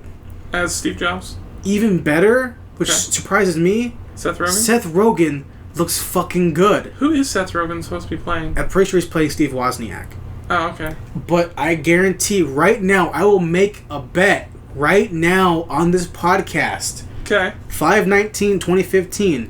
When Oscars come around, this movie's going to pull Oscars. Okay. Either Michael Fassbender's going to win a Best Actor Oscar. Okay. Or the film's going to win Best Screenplay. Okay. Or Best Film. It's going to happen. I guarantee it. Okay. Now, that's the problem, though, because The Revenant's coming out this year. Yeah, it is. And the people are saying that's going to be Leo's Oscar. Mm-hmm. Well, I don't know, because if Michael Fassbender can pull it out... People have been saying every single movie that Leo's been coming out with for the past, 10 years, everybody's been saying that's going to be Leo's Oscar. But they're thinking now, okay, the Oscar has snubbed him for 10, 20 years or whatever. Yeah. This might be his chance, finally. His chance. But Michael Fassbender portraying an American icon in a biographical movie, fuck, he's going to get at least nominated. Yeah. For sure. I think he's going to win. I don't see a movie coming out from here to then that's even going to come close to wanting... This next year, movies seems like it's going to be pretty dry in terms of Oscar nominees. Yeah. I mean, I don't think Southpaw's going to get a nomination. No. Believe for this won't get a nomination. I mean, The Revenant probably will. Yeah. Mad Max is going to get nominated. Fucking Avengers not going to get nominated, except for special effects, probably. Yeah. So, I mean, at the moment, Steve Jobs is probably it's like that fits the category. Like, look at American Sniper. Yeah. It came out pretty close to Oscar season. Got nominated for a fuck ton of awards. Yeah. Well, this is a biopic. The Academy loves biopics. Yeah. It's written by a guy who people love biopics from him. Mm-hmm. Directed by a guy who can direct really well. It's gonna fucking make money. So, and it's gonna win an Oscar. I'm pretty sure. So I've said numerous times I just hate biopics. So I wouldn't be surprised if it got into the awards and it might do pretty well, but I'm not for it. But I generally don't like biopics that also are people I care about. Yeah. Like the Jimi Hendrix one, which was really bad. Mm-hmm. They're making a new one where his family actually gave license to the company, so now they can use his music. Yeah, his acting. That's going to be good if they can get a good actor to play him. Mm-hmm. So I don't know. I'm excited. Yeah. Next thing I have, Jim Carrey set to make a comeback in serious films again with True Crimes. I don't know much about it besides that, but fuck Jim Carrey. You don't like Jim Carrey? Nope. I actually like Jim Carrey. I thought he was funny in 3 movies. Which 3? Ace Ventura? Ace Ventura 1, Ace Ventura 2, and The Mask? Probably no, not The Mask. Probably I love The Mask. Dumb and Dumber 1. Hmm. I mean, he was. I don't like Eternal Sunshine of the Spotless Mind. I'm not a big fan of the movie. People love that movie. Mm-hmm. Don't care for it at all. What about what's the one? The Truman Show. It's alright. Oh, I like him with You, Me, and Irene. That's what it's called, right? Oh yeah. Is that what it's called? I thought it was Me, Myself, and I. There you go, that one. Me, Myself, and Irene. I'm thinking of You, Me, and Dupree. I'm thinking about. Yeah, Me, Myself, and Irene, or whatever the fuck movie's called. Yeah. That's a good movie. That's a really funny movie. Yeah. But yeah. So that's about it. Yeah. He's good on In Living Color. Yeah. But that's fuck Jim Carrey. After that whole Kick-Ass 2 thing. Oh yeah, that was kind of bullshit. Get the fuck out of here, yeah. man. Get the fuck out of here, 100%. You doucher. But yeah, so I have no more news if you have any more. We can run through them. We had Gem and the Holograms trailer come up. That was pretty cool. What trailer? Gem and the Holograms. Oh yeah, I haven't watched it yet. Like the girl band. Yeah, I haven't watched it whole yet. thing. It looked cool. I liked it. I think it looks really, really cool. Who knows in it? I don't know. I don't recognize anybody in it. Okay. I kind of recognized her manager, but I didn't know who it was, like, off the top of my head. Because that was a cartoon but they all before, look right? like... Huh? That was a cartoon before, right? Yeah. It was like one of those Hanna-Barbera cartoons, I'm pretty sure. Yeah. But it's like, I don't know, it's supposed to have, like, a more serious tone to it, because obviously it's a movie, so they have to, like, try to add some more, like, seriousness into it. So it's like, starts with her sisters, and then she does the whole, like, star thing of, like, her manager influences her to, like, go off on her own and, like, abandon her family and all this other stuff. And I don't know. I mean, it'll be a typical, like, teen band kind of flick of, like, trying to go out on her own and then realizing that she needs to be with her sisters and all this other stuff. Well, it stars Aubrey Peoples. I didn't recognize anybody that was... Has Molly Ringwald in it. Does it? Molly Ringwald of famous fame. Yeah. John Hughes fame. Juliette Lewis is the person I recognize, because that's like her manager. But I don't know. I don't remember what I recognized her from. Something. Comes out in October. What'd she do? Juliette Lewis. Dusk Till Dawn. Oh! That's what I recognized her from. Oh, the director is the guy who did G.I. Joe Retaliation. Was it really? Yeah, and Justin Bieber, Never Say Never, and Step Up 2. I saw that. The Never This Say guy Never sucks. Thing. Yeah. His career is lame. Sorry, guy. Sorry, Asian guy. Oh, John Chu? Yeah. I don't know. Okay. But, it's Molly Ringwald, like I said, yeah, from John Hughes fame. Okay. Oh, she must be the mom. That must be what it is. Alright, that's coming out. But yeah, so that's coming out. So that trailer... I mean, the trailer looked decent. Yeah. I mean, I'm probably not going to watch it in theaters, but... I will. I'll probably look at it at some point. It looked like a fun movie. Mm-hmm. And then Fox doing their New Mutants X-Men spinoff. Trying to expand their universe a little bit more. Trying to get into that whole game. I'm actually excited for it, though. It looks like they're trying to bring, like... They're not just, like... I don't know how to explain it. They're not just going into it. Like, they're trying to take their time with it. Mm-hmm. Which I think is a really good idea. Because it's not supposed to come out until, like... After Apocalypse. Yeah, so After it's Wolverine like... 3. I think it's like 2018 2018 or 2019 or something. I mean, it's cool because it's like if they wanted to cash in on this, they could have did it 15 years ago. If they really wanted to, but they didn't do it. I mean... Yeah. So they have... I mean, they're probably also trying to get rights for certain characters. Yeah. So, I mean, and they've already shown a couple New Mutants already. They've already shown Warpath, and they've shown Blink. And they've shown Kitty Pryde and stuff like that. So they've already shown some of the mutants and Colossus or whatever. I'm not sure if he's part of one. I could be wrong. I completely forget. He's actually not. Think about it. He's not one. He's not. But his sister is. But Kitty Pryde is one. Magic. So it's like they have all these people. So it's like they have characters that show that already. But I don't know. It's cool. I'm down. I'm down for it. I mean, I'm happier for this news than I'm happy for Marvel's fucking 30 film slate. Yeah. At least this is like, hey, we have 3 movies in the pipeline. That's it. That's all we got. All right. That's all we got. 3 Thanks, movies. Fox. That's it. I'm happy with that. At least they weren't like Sony and like jumped the gun. Oh yeah, we have 6 movies coming. We have 6 movies coming out. Our movie that just came out is a piece of shit. So we're gonna have to scrap all that other stuff. Exactly. But yeah. But that's all I have though. Okay, cool. So we can go into our next segment of the show about what's out this week in theaters. Tomorrowland. Yes. Poltergeist. Yep. Oh shit, that's out already? 22nd. Fuck. All right. Chocolate City. Never heard of it. Aloft, and The Human Centipede 3. Fuck that movie. Coming out on home release, only 2 films. Okay. Hot Tub Time Machine 2. That first one was actually really, really funny. I'm not gonna lie. The second one looks stupid, but the first one was actually really, really funny. I enjoyed it a lot. I haven't seen the first one, but it has Rob Corddry in it. So. Yeah. And then American Sniper's coming out. Oh, okay. That leads us to our discussion topic of the week. Yes. Where Zach and I pick a topic or a movie and talk about it on the show for your enjoyment. Yes. Around this table.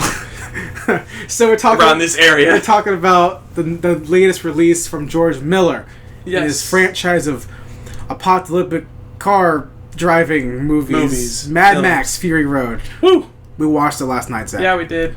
How you feel about it? I enjoyed it. I enjoyed it a lot.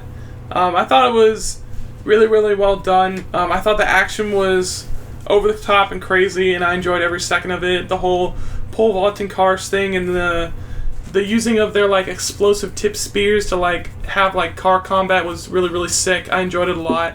I thought it was very reminiscent, the more that I think about it, of Road Warrior, in that sense of it's like... Oh, yeah. Especially with the whole... they're having like the big fight around the war rig or whatever, and it's got the gasoline and stuff, and it's very similar to what happened in Road Warrior when they're trying to like... He's trying to use that to like get all the gasoline to... I think it was like to distract what's-his-face or whatever, get everybody away so that everybody else could escape. But it was very like similar type setup to that during a lot of the big like on the road car combat scenes. I thought it was really, really cool to see. I liked Nicholas Hoult in it a lot. I thought he was really cool. Some weird like I don't know what they were like. They were like kids who were like probably stolen. They were just like raised to be like. But they were car warriors. They were like sick and stuff. They had like diseases and stuff. Yeah, and they had to like get like blood transfusions, shit like that. But I mean, I thought he was really good as that.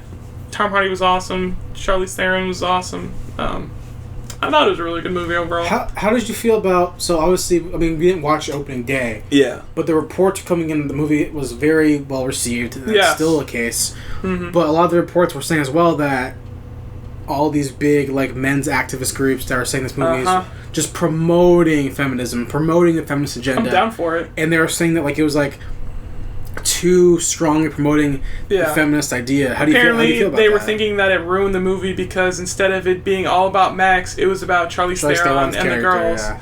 And I was like, it's not really all about Charlize Theron. I mean, obviously she has a big part in it, but it's more of like a symbiotic relationship between her and Max. I mean, obviously they start off like at odds with each other because nobody knows who Max is. Everybody's just like, this weird random dude just came up and like stuck shotgun in our faces. Mm-hmm. But I mean, the way that they develop like their relationship like over time, and it's not like I saw a lot of people like saying that they had to like inject romantic relationships or whatnot to like try to sell movie tickets, and I was like, that's not what their relationship is like at all. Like it's very much like a respect type thing. Like he respects the fact that she's like a warrior and whatnot, and that she's trying to help these girls like live a better life and stuff like that. And I don't know, kind of like he sees it as like an act of redemption for what happened to his family and whatnot, as a chance for him to like kind of make up for his past mistakes and try to like get away from like the memories that are haunting him. But I mean, honestly, with those men's right activist groups, fuck those guys. They know what the fuck they're talking about. This movie was sick as fuck, and it had a lot of action in it. I definitely don't think like they didn't skimp on the action at all. They went over the top with their action. The fucking fire tornado scene, which was like one of the biggest parts of the trailer, and it's like one thing that I noticed, like all the selling points in the trailer happened in like the first 30 minutes of the movie, which I think, looking back on it, is amazing because it didn't give away like anything that was going to happen in the movie. Like the farthest they went into the movie was like showing the scenes with like the stilt thing waving things, but even then it's like that didn't really give away anything. Like they just showed up, and I thought it was really, really cool how it kind of, you thought it kind of gave away a lot, but it really didn't give away anything because everything that happened was like super, super early. But I mean, I thought it was really good overall. And fuck those. It's weird because after reading those articles and reports about the whole whole feminism thing, it got me kind of worried because like whenever any movie pushes an agenda so much, it really like, okay, now I'm thinking about it in my head while I'm watching the movie. I'm gonna get really pissed off about certain things where I can see, like when I was watching Ninja Turtles and Walnut says they're heroes in a half shell. You're pushing fan service on fans of the older series about this tagline. That pisses me off. I really don't think George Filler pushed feminism. Let me finish first. Yeah. So when I was watching Mad Max, and I was thinking about this feminism thing, I didn't see it as a feminist agenda. I saw it as a analogy to modern day feminism. 100%. That's obvious. Oh yeah, she's transporting these women who are abused and whatever in like a society where they're objects. And I completely see that. I understand that completely. It's an analogy, but it worked fine in the storytelling. Yeah, I didn't get bombarded with men are evil. Yeah, I didn't detract from the story. I got that these people are crazy, and Max says at the beginning of the movie, who's crazier, me or them? Yeah. Right? And you see them doing these insane acts. The world's insane. So I didn't feel like that he was like writing the script to say, hey, all men are shitty. Yeah. I thought that he was writing a story where this world sucks dick, and this world is really evil and crazy. Yeah. And these women are trying to get out. That's what I thought. I didn't think I was like, oh, George, you and your agenda. Like, I didn't feel that way. You and your feminism. Yeah. I mean, granted, maybe if I was looking way too into it, which I didn't, I looked at it as a Mad Max movie. Yeah. I wasn't trying to nitpick and get all these details.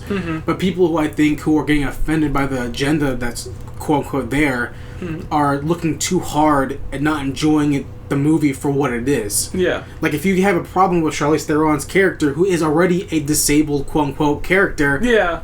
You know, if you want to, whatever, she's kicking ass. Yeah. And people respect her. Like, she was the leader of the mission that she went on. Yeah. And her whole crew were all men. Yeah. And they were afraid. They listened to her. Yeah, they listened to her. Like, so they act like... They were trying... Like, she went off plan and they were all like, all right, we'll follow you. Like, what do you want us to do? And all this other stuff. Like, what's going on? And she was like, just do what I say. Me. And they were like, all right, yeah, we'll do what you say. So, I mean... My biggest gripe with the films, I mean, I like the movie for what it was. I don't think it was a masterpiece by any means. I'm not the kind of person to kiss ass like that. Yeah. Also because Mad Max 1, Mad Max 3, and even Mad Max 2, there was cars in it. Yeah. But not as much cars as this movie. There was a hell of a lot of cars. This movie was 98% car scenes. Yeah. My least favorite part of every action movie is the car scene. I don't mind car scenes. So that's why I don't think I had a big of an issue with it. But yeah, well, it's like this, how many times can we see a fast zoom in on Max's face while he's driving a car angry? Yeah, a lot of times apparently. Yeah. But I agree. The movie was very crazy. A lot of things were happening that were really weird. And they had cool action, really well constructed action scenes because it's an action movie. They're on the road and they're furious. Yeah. And they're fast. Yeah. So that was really cool. And even with all of the bullshit feminism thing. And even though I did see it, I don't think I was bombarded with it. I saw it, I noted it. Yeah. I'm like, okay, that's a thing. They were going to push that, that's fine. Yeah. Whatever. I get it completely. It tells a good story. It's not like they just put it in there just to put it in there. Like, they actually made it part of the story, and they made it part of the journey for these characters. Yeah, so the whole time then Charlize Theron's character... was Furiosa, which she's driving all the wives and whatever. Yeah. And granted, I do believe this movie should not have been called Mad Max. It should have been called Fury Road because Mad Max is in it. Yes, he's in it. Yeah. who the fuck is Mad Max? You don't get anything about this character. You get flashbacks and crazy scenes, and it's all we get. We don't get anything about the character. In the first Mad Max film, we got development. We get story. We see the character progress. This movie, zero progression. Yeah. Zero progression on Mad Max. So I can see why men who are like, this movie's about women, could get mad at that. But at the same time, he's already crazy, so I understand that. But I would still like to see some progression in the character. We get tiny glimpses of a little bit of here, like, okay, I'm going to go crazy, I'm weird, but I'm going to help them out for redemption for myself. But it's kind of like, well, I mean, redemption of what? You didn't really do anything bad according to the original story. You kind of weren't there. Yeah. Like, I don't know what the issue is. So I want to see more progression of Max himself. We didn't see Max do anything cool, badass wise. He's a crazy motherfucker apparently. Yeah. We didn't see him doing crazy motherfucker shit. Yeah. He shot from the front seat of the car a couple times. Yeah. There's a scene where he goes off. He beat up the guy with the guitar. That was about as close as that was cool. But the scene where the truck stopped, the engine's hot, they're putting the gas in the car, whatever, they have to let it cool down. Yeah. They see the car's coming, Max is going to go blow the car up and kill the guys. Mm-hmm. He comes back, blood on his face, he's fine. Yeah. And the girl's like, oh, you're bleeding. She's like, and then Charlize Theron's like, oh, that's not his blood. I wanted to see that scene. Yeah. I wanted to see Max fight somebody. Yeah. He's Mad Max. I want to see that. Yeah. You didn't show me that. You showed me Charlize Theron's character fight people. Yeah. Let me see Mad Max's character fight that. So I think George Miller was using Mad Max as a... He is the main character of the franchise and of this movie, but I feel like he was telling Charlize's story. That's the main character of the show. The movie was not Charlize. Was Furiosa. Was not Max. Max was just a conduit to get something happening, but the story was about Furiosa's character, which is fine. I'm okay with that. Her story is interesting. Yeah.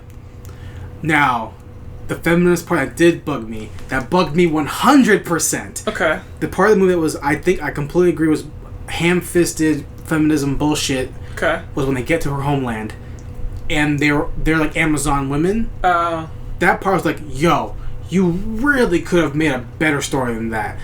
That was like, I get it. I understand, but you could have explained that a little bit more. How was she born? Yeah. Where's her dad at? They just fucking kill him? Like, that part seemed kind of just like, oh, bro. Like, the beginning parts of feminism, I understand it. I get it. That's good. Subtle. You're telling a message. We get to our homeland. We're all chicks. Okay. Now you're just punching me in the face with this particular segment of feminism. Now, it didn't bug me. Yeah. As much as when the scene got on, I saw these women do cool stuff. Yeah. Because they didn't talk about this. They didn't sit there and like, you know, like force all this shit on you. Like, men are shitty. They say at one time, who are those men? Because they know that in this world, men are bad. Yeah. That's fine. They didn't like focus on that and say, we don't trust you, Max. Yeah. They didn't do that. They trusted him after they saw Furiosa was there. Yeah. I'm okay with that. Just that initial scene was like, oh, George Miller, bro. It's almost like Joss Whedon saying the whole rape thing was kind of like, that was you kind of went a little too far. I mean, I don't know, dude. It's just me as a film fan, and I guess just as a, I don't know, just my tastes and whatever. That was kind of cop-out writing almost, just for a little bit. Yeah. But then you see them do their cool stuff, and they are not weak. They are strong. Characters. They're strong characters. And they all die, but they're cool. They're all cool characters. Yeah, they all basically died. Yeah. So that's cool. Dude, but Zach, fuck, man, the ending made no fucking sense. No, the ending made zero sense at all. I didn't get the ending at all. Yeah. So they're Max's plan. We're gonna go back to where we came from. Yeah. Okay, I get why you're coming from that, Max. Yeah. Understandable. We're gonna fight this big fight. Totally cool fight. Yeah. 100% a cool fight Sick scene. Fight. And that's great. You get back there, leaning tower dudes coming snatching people up, and you got So we get to the thing. Get back to the Citadel.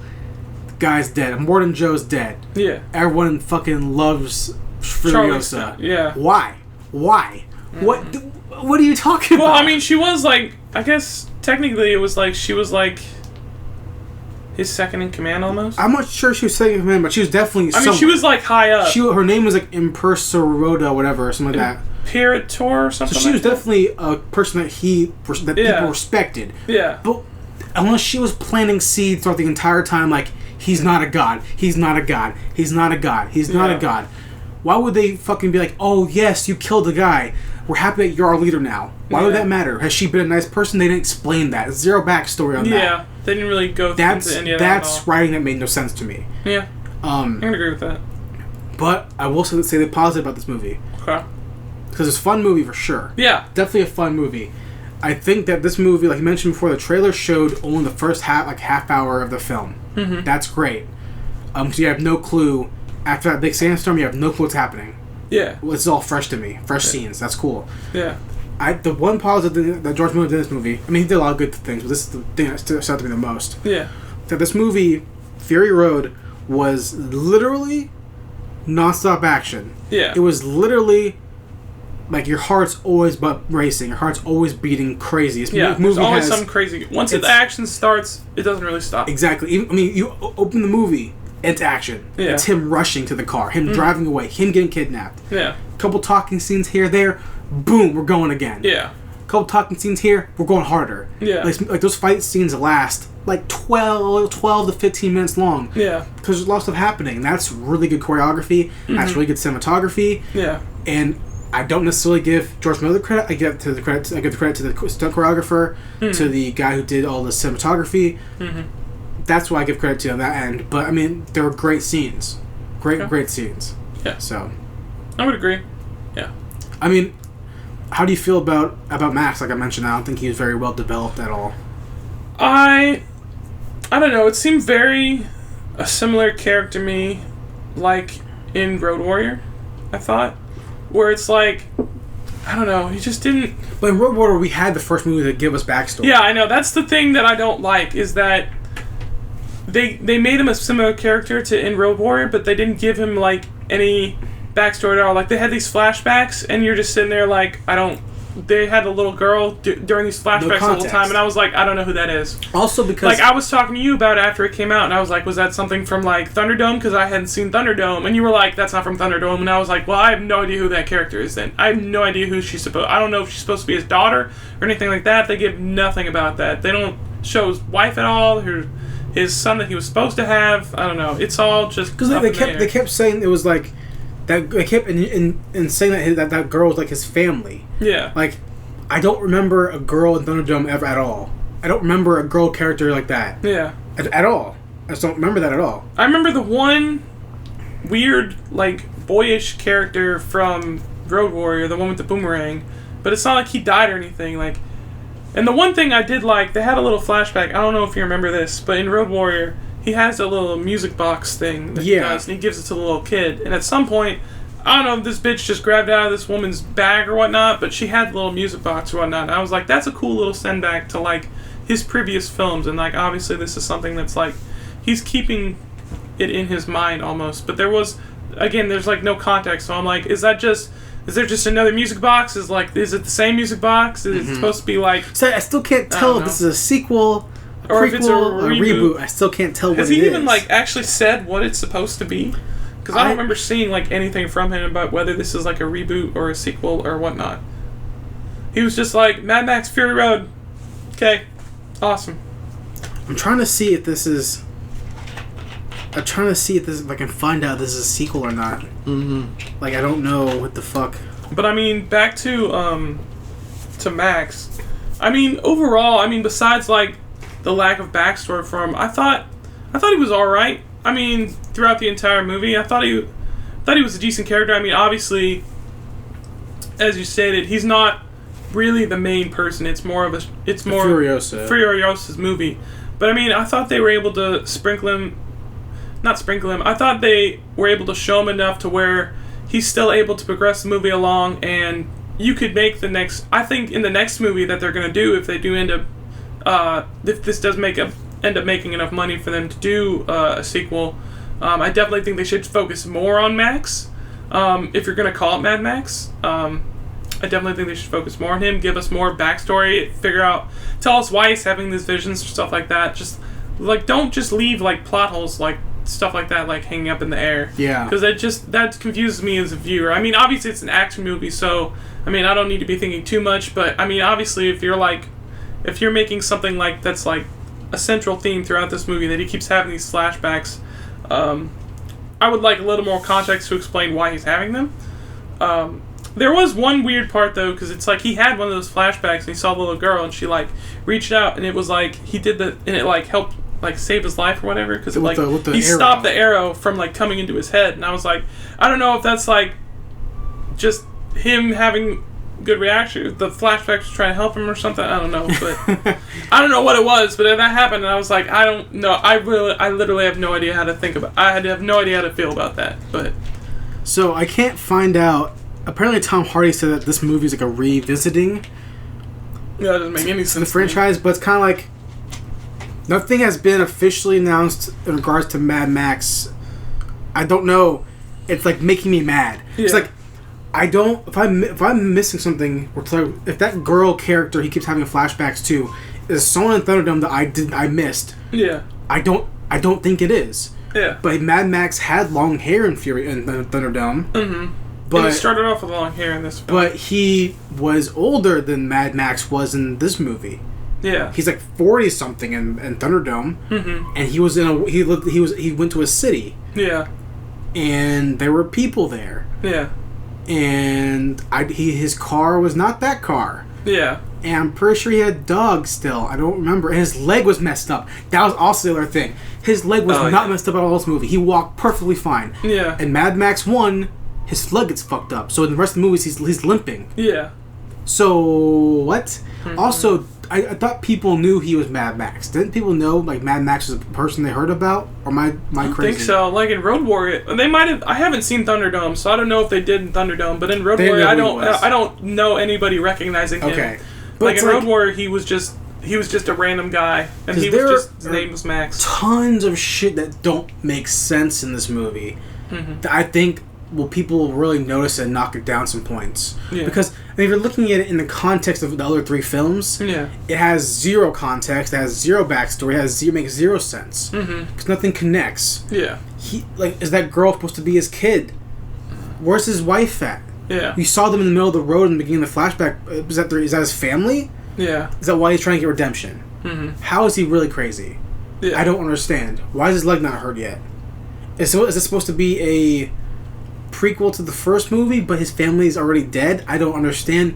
That makes me mad. Not giving me answers. Yeah. You're gonna give me a sequel to this movie already? Yeah. Give me facts first. Yeah. I need to know. And that's just because me personally, I need to know because it bugs me. I understand that. But and that's the flaw in me, is that they didn't really develop him as a character. Yeah. Even though I know it's kind of like a Dragon Ball Z situation, where they focus on the son. Yeah. More than the main character, apparently. People think it's about Max, but it's really about Furiosa. Yeah. That's fine. But I do say this, though. This movie while he was trying to push... This movie isn't campy. No. It's just... He's just pushing weird. Yeah. Right? Whereas the other films are campy. And there's like a lot of like homosexual like leather clothing that people would make fun of and stuff. Mm-hmm. This movie definitely had some weird clothing in it and some of that, and chains and stuff like that. But like the scene where the pregnant girl falls off the truck and she gets killed, and no one was expecting the pregnant girl to get killed. Yeah, but she got killed, and they cut her baby out. Yeah, and the guy's like fucking with the baby. Yeah, and like throws the baby on the ground. Like they fuck with it, and they're pushing like it's going beyond the campy and just trying to go into that almost that shock factor a little bit. Yeah, to show you how crazy this world is, I guess. Yeah, which is fine. Definitely did it. As well, I think the film didn't shock me because I've seen the prior three. I know what I'm getting into. Yeah, I think the theater we watched together. I think the theater we were in, I think a couple people in the theater had no clue what Mad Max was. Yeah. Or they haven't seen the prior three, so they know what they're getting into. Yeah. And they're probably like, what? Yeah. Because in front of us, there was four people. There was two couples. Two straight couples. Yeah. They were probably in high school. Or something like that, maybe. They looked a little older than that when they came out. But yeah, I mean, it was around... Yeah. But they were like, a guy, girl. I bet they have never seen... They did not look like Mad Max fans. Yeah. They probably saw a movie and made a bunch of money, and they're like, yeah, let's go see it. Let's go to an action film. Yeah. So I didn't think they were expecting a heavy-handed story with these weird antics in it. So yeah, I think to people who generally speaking have never seen it before, it might be a little too weird for them. But for people who have seen it before, it's like, okay, that's what I thought I would make. That's the movie you wanted to make. Cool. Yeah. Other than that, I mean, other than a couple of gripes here and there, that feminist thing really bugged me. That one particular scene kind of bugged me a little bit. Just 'cause I felt it was bad writing, just cop-out writing. I mean, I don't know. I guess I kind of just slept over that part. I got over it within 5 seconds, but I was like, it's kind of like, almost kind of like, I don't know, dude. Like, the setup could have been a little bit better. Yeah. I knew the Green Lantern was not going to be there anymore. Yeah. I knew the Green place was. She was like, I grew up there. I was like, that place is fucking gone. That place is gone. That place is fucking gone. I knew that, and they kept mentioning that Immortan Joe caused everything. What do you mean? How did he cause it? What's the anti-seed? What are these things you're talking about? Dude, I don't even remember the anti-seed. I don't remember hearing about that. They're like. I remember they asked that one guy. He plans something and it's like it like takes everything away or some shit like that. What are you talking about? What is that? Yeah, give me more context, dude. Yeah, they were trying to do that whole thing where they were trying to convince Nicholas Holt's character the first time when he first was in there. I don't know what they were like arguing with him about something. They said that one line that they had written on the on their main like room where he like Immortan Joe like had them like held captive or whatever. It was like, who killed the world, and they said that to him, and then they like threw him off the bus or whatever. And I was like, so that's the only time you're gonna say it? Exactly. And you're not gonna give me any follow up to that? Like, why? Who do you think killed the world or whatever? You know what? Like, I bet people think that's supposed to be a thing for men. Yeah. Men killed the world. Yeah. I bet that's what it could be, probably. Men and women kill the world together. But it's like, they're just giving me too many things, not giving me feedback. Like, they're not giving me enough feedback on it. But positive-wise, it's a fun movie. It's definitely an action film. Yeah. When people are saying that the movie is more action-packed than Avengers, 100%. Yeah. 100% more action. Now, do I like it more than Avengers? No. Nope. For me, it's on equal footing with the Avengers. Like, I don't like it more than the Avengers, but I don't like the Avengers more. I think they're pretty. I mean, Avengers definitely had a better overall story than Mad Max, but Joss Whedon. I didn't like either one more than the movie. Other. Yeah, he wrote a better movie, even though it had tons of product in it, tons of fucking like setup for future films he didn't want to do. Yeah, tons of cleanliness, and even though Ultron did have a bunch of bullshit in it as well. Yeah. Mad Max had tons more bullshit in it, not talking about the feminist thing. Yeah. More bullshit in it, and I don't know. I liked it for what it was. I think it's the best Mad Max film in the franchise, which is not hard to do. Even though people love Road War because it's a cult classic and stuff like that, so it was kind of dumb. Now I think this next one comes out, he needs to elaborate more and give us more. He needs to about focus Mad more Max. on Max. Yeah, because we got him fighting in a car, shooting a gun out the window. Pretty much all we got. Yeah. So that's what I think. Any final thoughts, Zach? My Max Fury Road. If you guys haven't seen it, go see it because I mean it is a fun movie. Obviously we have gripes about it, but overall, I mean, it was a fun time, and I definitely encourage you guys to go see it. It was worth the money. It was worth it, worth the ticket price. I definitely think you guys should go see it if you haven't. But yeah, cool. Well, guys, thanks for listening to this episode of the Ticket Stubs Podcast. We appreciate it. Zach, if they want to see us online or whatever, I don't know, where could they maybe go? I mean, if you want to check us out online, check us out on Facebook at Zach and Jay's Ticket Stubs, or you can check us out on YouTube. At youtube.com/Ticket Stubs Podcast. I swear, one day episode 3 of Jet Warp Speed is going to be recorded. I might be recorded tomorrow. If you want to find that, you can check that out on the extendedition.com. Yeah, and we also might have some new stuff coming out. We're working on some stuff. Yeah. So, but heads up right now. Heads up right away. Right away. Guys, this weekend, Zach and I are going to be out of town. Yes, we are. So, next week when we record the podcast, if we have barely anything to talk about, like what we've been watching, it's because we were out of town for a while. 4 days about. Yeah. So, just heads up that we're going to Raleigh for a convention. Yes. Thanks. Should be fun. All that shit. I'm excited for it. I'm super excited for it. So down for it. Yeah, totally. I can't wait till Friday morning. For fuck share.